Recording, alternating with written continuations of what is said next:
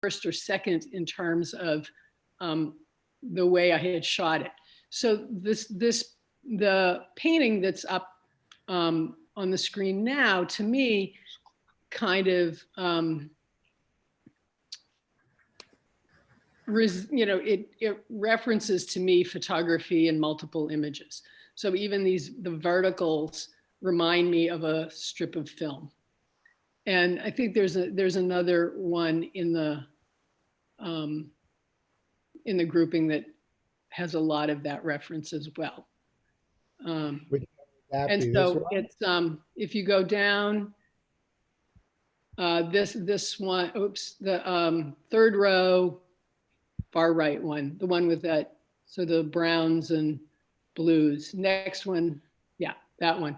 And I think this one too has this feeling of photography, of multiple views of different parts of the landscape simultaneously.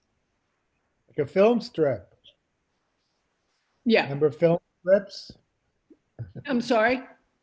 Film strips? Yeah, I mean, I don't use any photographs per se. It's how I end up thinking about seeing landscape rather than, I don't reference any one specific photograph when I make something. So how do you get the kind of geometric patterns on the page? Well, actually by using a printmaking brayer. Okay.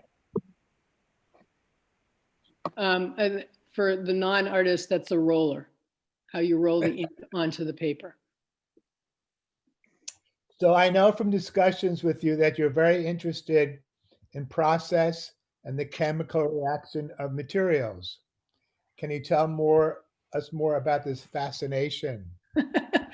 I think it's a little bit that I just like to play and explore things, and I don't like to have things have like boundaries. So I sort of like to break the rules. So I like to mix like an oil-based medium with an ink and see what happens in the resist zone between the two. I also am really in love with rubbings, also known as frottage.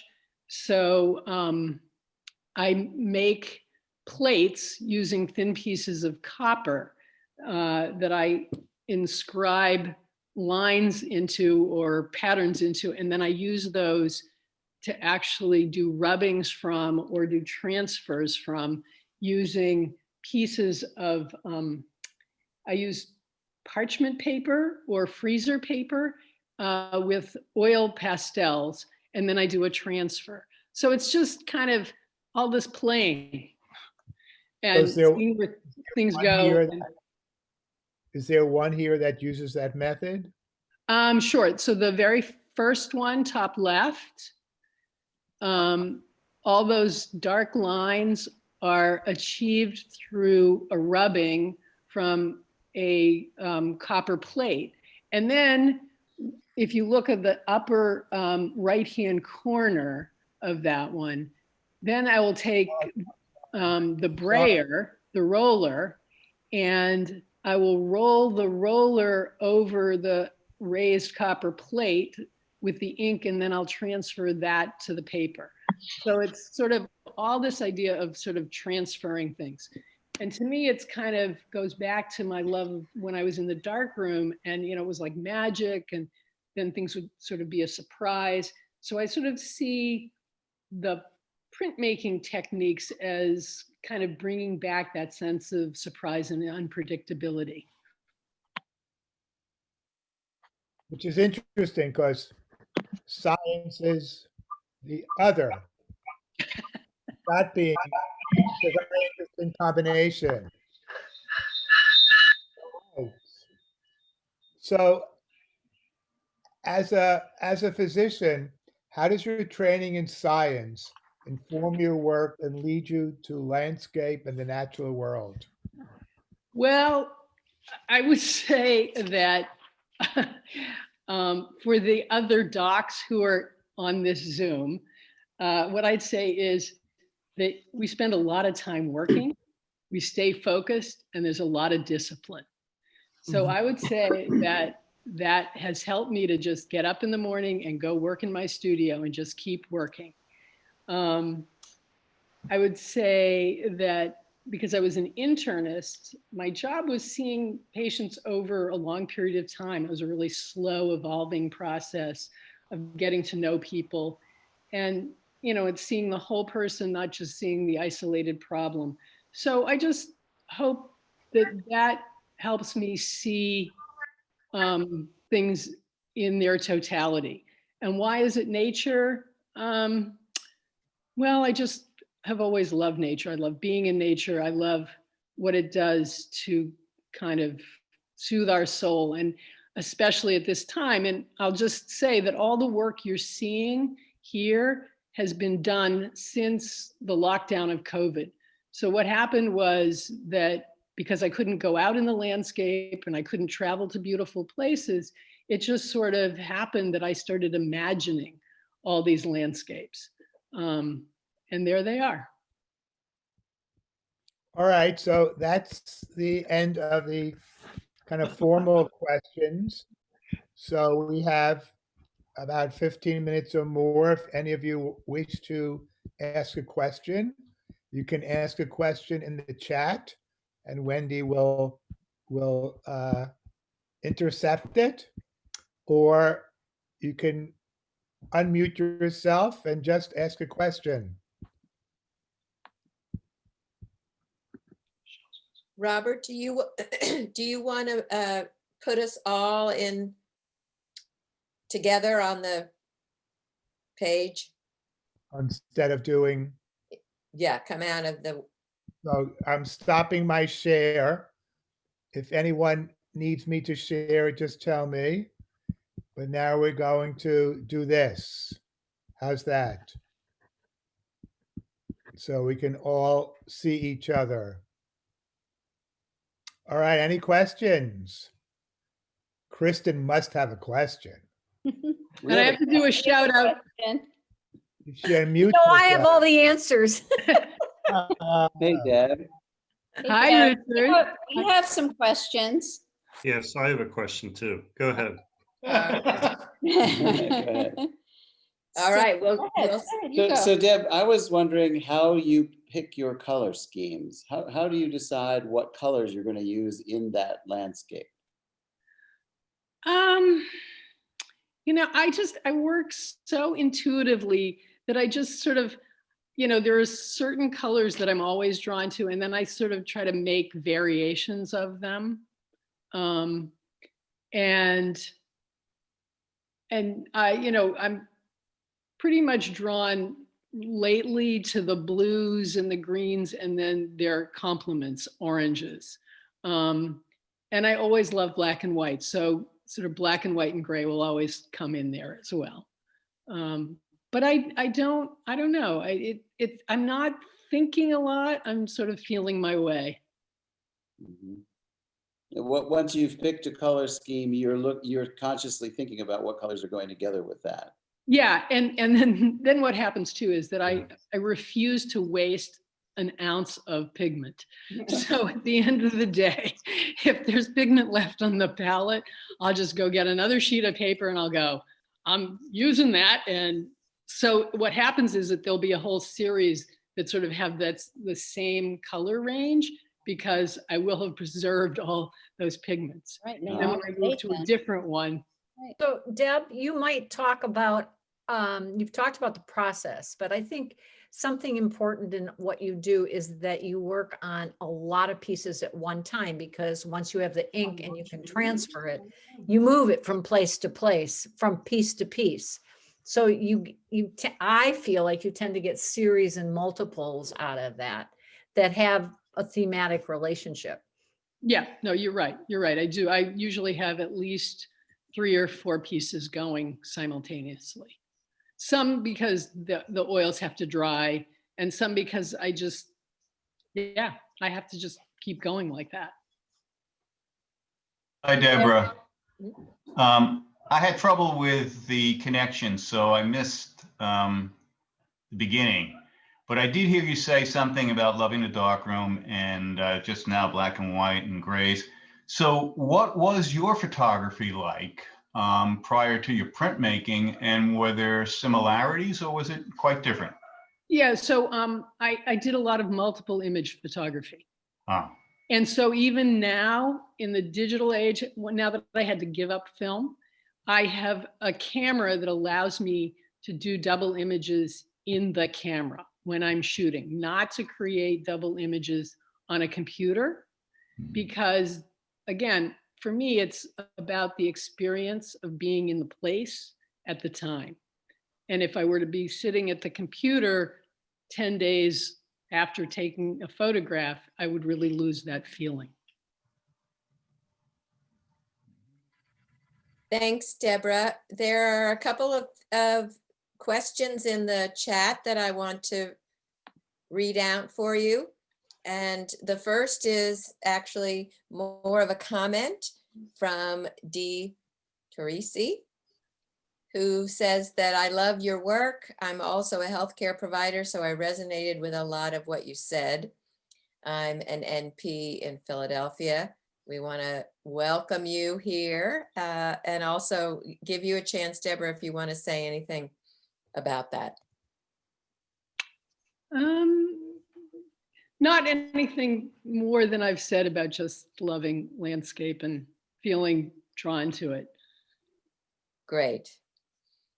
Then you have a question from Andrew, who asks, who do you see as individuals, if any, on your artistic approach or work? Whoa, Andrew, it's like you're part of my crit group. Where the theme is always, who is your artistic family? So I'm struggling with finding my contemporaries, but I do love Ansel Kiefer, who is still alive, though old. And I know it doesn't necessarily feel like it's related, but the work of Mark Tobey, who did incredible work before Jackson Pollock and in a very intense way. I love the sculpture of Ruth Asawa, and I love Asian art. And I'm struggling to find the contemporaries who are my cousins. So I'll get back to you because that is my assignment for the next month in my crit group. Oh, good, good. Yeah, there is a Ruth Asawa commemorative stamp. Yes. Yeah, go get it. Yes. Ruth Well, Asawa. I treated Kristen for a big birthday of hers. There was an amazing show in St. Louis at the Pulitzer Foundation. And Kristen and I went to St. Louis for the weekend so that we could see the Ruth Asawa retrospective show. It was extraordinary. In a most amazing space. If you Yeah. haven't been there, it's worth going to St. Louis just to be in the Pulitzer Foundation building. But Wow. Can't get you know, my background is fiber and weaving, and she does fiber with wire. I mean, she does she does her own manner of crochet / knitting, knotting with wire. She was just it's an amazing artist. If you don't know her, you should Google her. Will do. Actually, So, there's, Deborah, yes, go ahead, sorry. Barbara Woodbury's interested in whether you imagine the landscape, then create it, or create as you go. Definitely create as I go. But what I find lately has been happening is that as I'm working, I take pictures of my pieces on my iPhone, at the end of the day in the studio. And when I go and I scroll through sort of all of my photographs, so I've taken the dog out for a walk. We live where there's a lot of woods. And there will be these photographs I've taken on the walk with the dog. And then I look at the work I've made and I go, oh my God, they are partners. But I'm not thinking of that consciously. I'm not looking at that and I'm not thinking of it consciously. It just subconsciously emerges. I think it's pretty cool. Andrew has a follow-up question. Oh, it's about- Linda. This is Linda sharing. Oh, okay, Linda. Linda is on the same chat, but noticing that your past experience with photography is found in your art, but wanting to know about whether metalwork also influences your work. So I think that the metalsmithing was really fantastic because I came to it having done photography.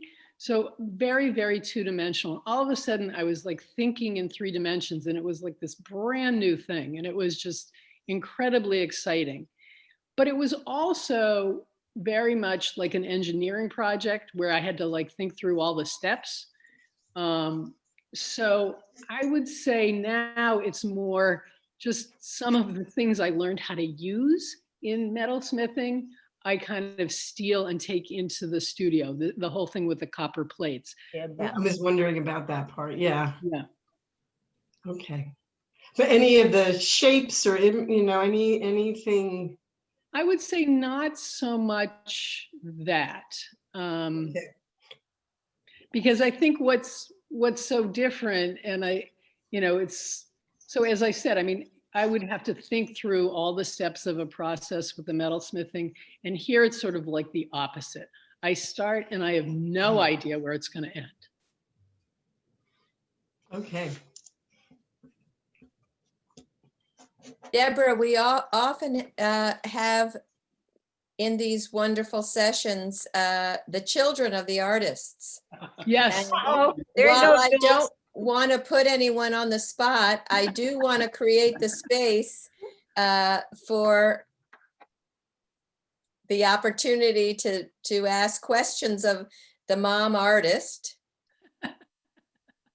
I'll just say hi and that I'm enjoying watching. I don't have any particular questions. I wasn't expecting to be put on the spot, but hello, everyone. Hi, Jules. Hi, Bill. Hey, Deborah. Hi. Everything Hi. was amazing. Thank you. Lovely to see both of you. You can comment without having to ask a question. Where is the spouse? I don't see him. Where's Arthur? I just heard his voice. Oh, yeah, Oh, he's here. I'm He's, Chris, hang here on. he We is. were Where are wondering you? about I don't know that if you can see me, but we're doing our best to share a screen. So Arthur, you're also welcome to chime in here. These are family affairs, and so we want to make sure everyone has a chance. Do it, Arthur, do it, do it, do it. Well, as all of our friends know, I've chimed in quite a lot over the years, and I'm happy to be here. This is just really wonderful to see Deborah in this moment and with this body of work, frankly. Mhm. Thank you. Jules. I can comment on the fact that Arthur used to have a workspace in their Natick house that is no longer his.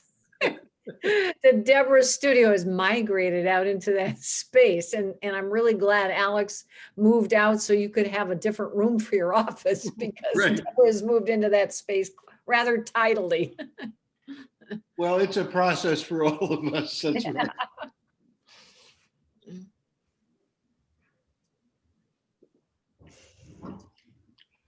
If there aren't other questions, I'll take up one. Deborah, you mentioned that you did this work during COVID, post-COVID, and that, oh, there we go. Someone's getting the phone. Chris is apparently getting the phone.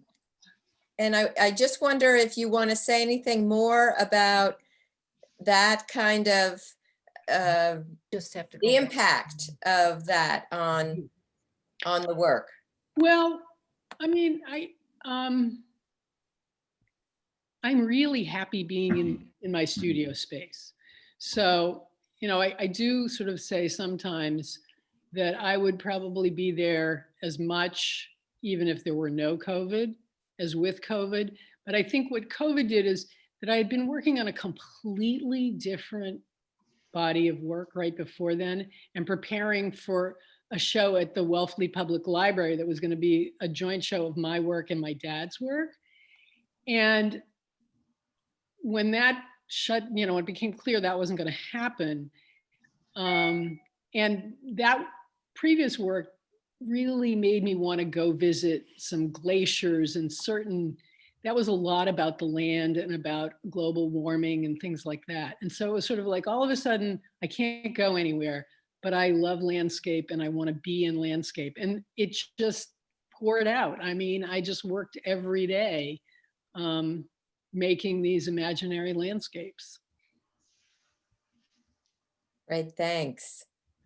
Mark has a question. He's raised and lowered his hand. Yes, go for it, Mark. Oh, look. Hi, Deborah, I love your new stuff. It is great. Thank you, Mark. Compared to this here, are you still doing this sort of stuff, or you've left it behind and moved into a more of a fine approach of the shapes? Well, I'm using the same material. I mean, I'm the same oil sticks, oil Robert sent me a note here. pastels. Yeah. But I think it's just an evolution. I think it's just, it's still sort of the same feelings that drive it. It's just, I'm working bigger. And I'm actually pushing myself to work even bigger than these recent ones. So that kind of demands that I'm responsible for a lot of space.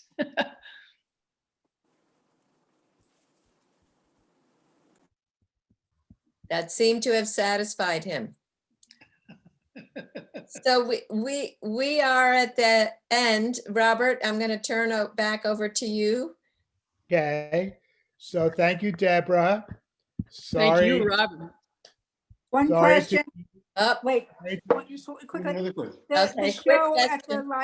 the show at the library will happen this next summer, or it's gone? Yeah, it's supposed to happen this next summer. Yeah.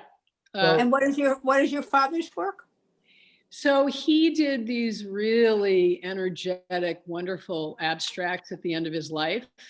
Mhm. And I mean, I grew up going to the museum and painting with my dad from the time I was like 5. So we were Okay, great. incredibly close. And so it's just very, very meaningful to me to be able to do this. That'd be great. Thanks. So as a library trustee and as a member of the art committee, all of the exhibits that were supposed in Wellfleet, all the exhibits that were supposed to happen this year are just all being moved until the library opens again and the gallery opens. So no one has to worry if they're on they were on the calendar that they're going to be taken off. So we will just wait until this is over. All right, so I thank you all for coming. I thank Thank you. Deborah. Thanks, Deborah. It was great. Thank you. Thank you, everyone. Julia for putting up with the adults. Oh, it is an adult. That's why we don't get a lot of young people, I guess, because they feel like they're being put on the spot. So next, this is our penultimate Zoom. Mine is the last in the dead of winter almost. My show is not until Zoom opening, and virtual shows not until 3 weeks from now because of scheduling issues. So Deborah's pieces and her virtual exhibit will be up for 3 weeks instead of 2. Everything is for sale, not to be too crass, but everything's for sale. And then I will be the featured artist in 3 weeks. And When is that, Robert? that will be, I can't figure out 3 weeks. I say the 12th, December 12th. Okay. So, more Thank you. information about my exhibit and images will appear. I thank Wendy for moderating on Zoom, moderating in the gallery, moderating at home. I also have to thank Barbara Woodbury because she does everything in the most excellent ways. She's patient. She keeps track of everything that has to happen. The website is fantastic, and she keeps track of me when I need to write a statement or put a new blog on the website, which keeping track of me is no mean feat. So I really thank her. And I thank Donna Teresi, an old friend from Philadelphia, for being here. So, all right. So I'm going to say goodnight. Thank you all for coming. And thank you, Deborah. Thank you, Robert. Thank you, Wendy. Thank you, Thanks, everyone. Deborah. Thanks, Deborah. Deborah. It was great. Congratulations, Deborah. Thank you. Emily says congratulations.